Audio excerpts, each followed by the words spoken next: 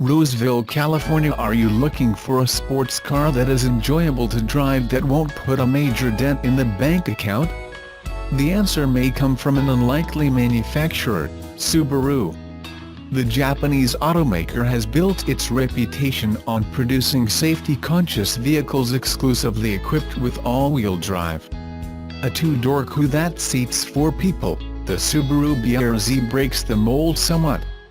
It's the only model in the Subaru lineup without all-wheel drive.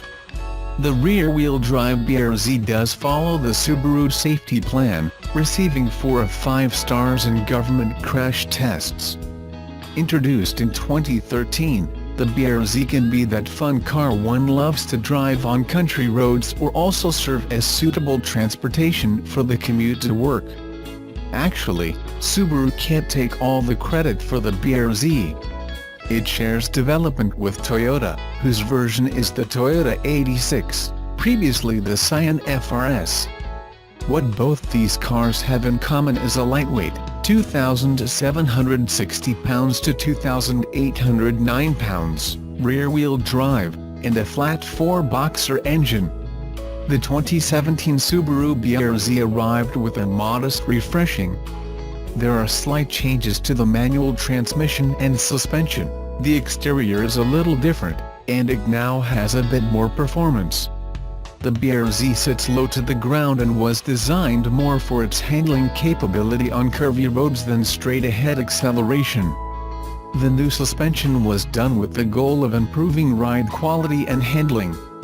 Although not a huge fan of shifting gears any longer, the ease of the BRZ manual transmission enhanced the driving experience. The BRZ is capable of making agile turns on any challenging road while also demonstrating enough speed to maneuver in freeway situations, and has good braking capability. The BRZ utilizes a 2.0-liter, 4-cylinder that increased the horsepower, 205, and pound-feet of torque, 156, this year in the standard 6-speed manual model. It goes approximately 0 to 60 mph in 6.6 seconds.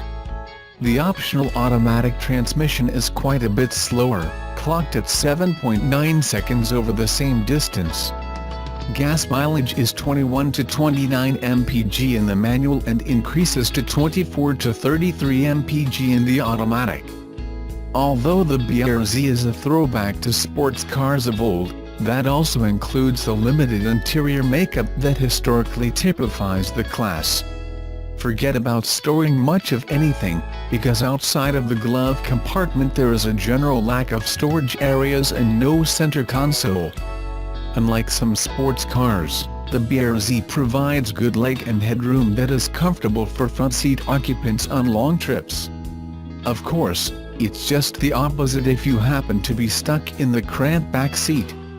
Leg room is practically non-existent and many backseat folks will find their heads very close to the window.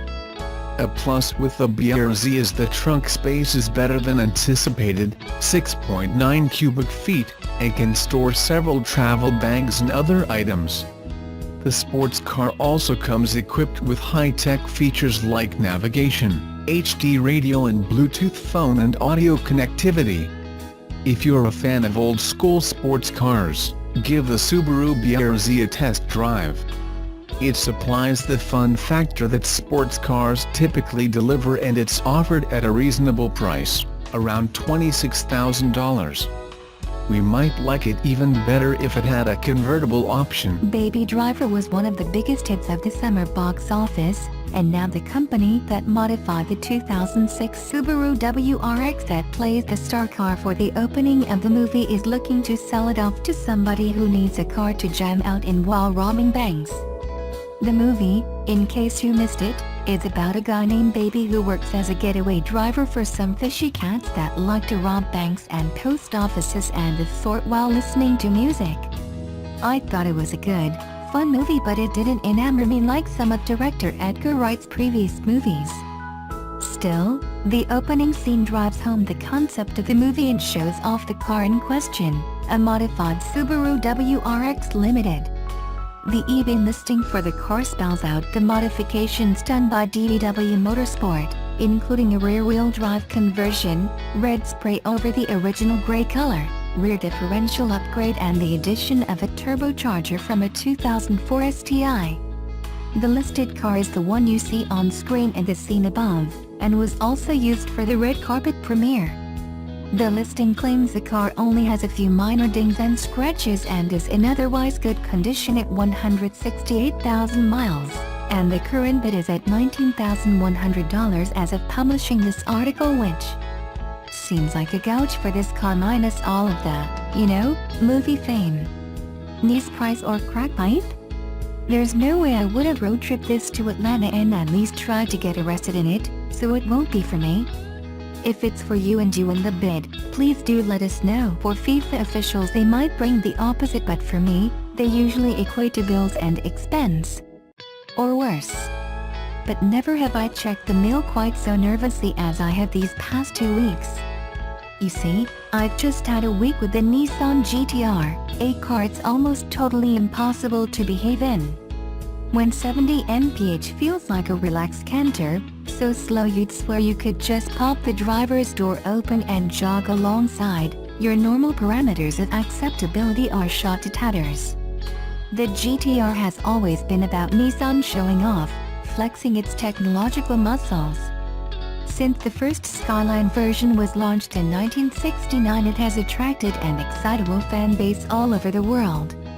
This new version, judging by the number of people I caught taking selfies with it, is no different. I drove it briefly, for a day, last year. That day included a few sessions at the stupidly fast Ruxton race circuit in Andover, which, if nothing else, showed me how uncrashable it was. Living with it for a week and using it on the public roads has been an entirely different proposition and has taken every ounce of self-control that I didn't even know I had. Obviously, my license is important to me. I never speed in built-up areas, I'd never considered drink driving, and the location of every Gatso camera in the UK is permanently engraved into what's left of my brain. But the GT-R is so effortlessly and deceivingly fast, we're not really talking endorsements, points and fines here. This is a custodially fast car, capable of outrunning a police helicopter and crossing whole counties in the blink of an eye. Yes, it's make the national TV news fast, and with that comes a prison sentence if they catch you using it how the makers intended. The nuts and bolts of the GT-R are all-wheel drive and a monumental amount of power and torque. The twin-turbo V6 engine has 570 bhp as standard. I'm told there is an awful lot more available if you know the right engine tuner, possibly as much as 1000 bhp. But it's the 637 Nm of torque that is the most noticeable weapon in the arsenal.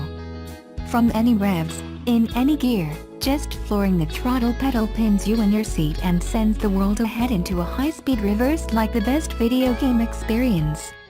Overtakes are executed in single-figure seconds.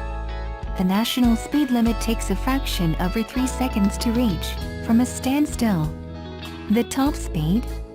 Almost 200 mph. Those are some pretty big numbers, no?